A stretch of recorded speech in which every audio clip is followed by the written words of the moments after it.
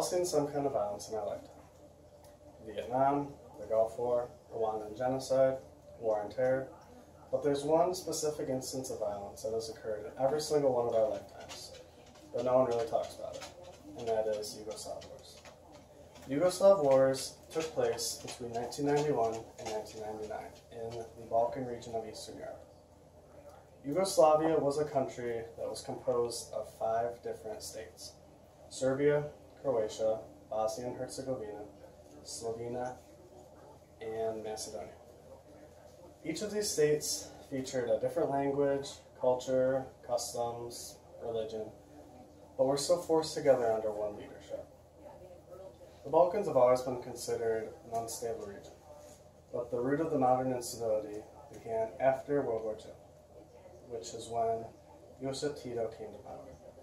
He held the country together with an iron fist, and under his rule, Yugoslavia was a rather stable and prosperous country. However, in 1980, Tito died, and Yugoslavia began to unravel immediately.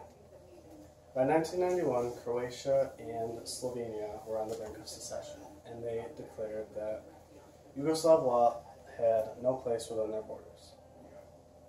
Later, in May 1991, as part of the resolving presidency, Croatian President Stipe Mesic was up to power.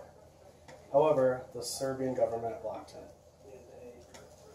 As a result, Croatia and Slovenia declared independence. The first conflict began on June 26, 1991, and this was the 10-day war. The 10-day war was when Slovenia was able to successfully gain its independence from Yugoslavia. Slovenia was the smallest, most isolated state and had the least amount of ethnic Serbs living within its borders. Therefore, Serbia saw little value in it and did not really try to keep it within the country. Later, in summer of 1991, the Croatian War began, and then a year later, in June of 1992, the Bosnian War began. These countries were both close to Serbia and featured a great deal of ethnic Serbs living in local borders, and therefore Serbia saw a great deal of value within them. As such, there was a great deal of violence and destruction. Entire towns were destroyed. The citizens were rounded up in cattle carts to be shipped off and were systematically beaten and executed. There were even genocidal massacres, such as the one in Srebrenica, Bosnia, in which every single man in the village was killed. In mid-1995, the Croatian offensive Operation Storm effectively ended the violence in Croatia, and on December 14, 1995, the Dayton Agreement was signed in Paris, which ended the violence in Bosnia. This peace was proved to be very temporary, as in 1998, violence began in Kosovo.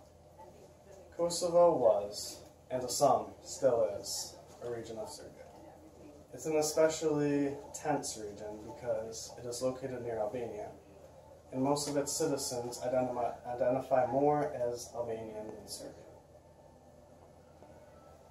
The same kind of violence happened. The genocides, destruction, confiscation of possessions, and internal displacement. Therefore, the international community felt it was absolutely necessary to put an end to this violence. Therefore, on March 24, 1999, NATO took action. NATO launched Operation Allied Force. This proved to be an incredibly controversial action, as in its essence, it violated the mission statement of NATO, which is to protect democracy and promote safety within all of its member states. But Yugoslavia was not a member state. Also, it's controversial because of what it directly led to. As a result of Operation Allied Force, 300 libraries and schools were destroyed, as well as 20 hospitals and 40,000 homes. There are even reports of caravans of Kosovar refugees being specifically targeted by NATO. They basically targeted the people that they were trying to save. But putting its controversy aside, NATO was successful in its mission to end the violence in the region. Overall, Yugoslav wars resulted in the deaths of 200,000 people, as well as the displacement of 4 million.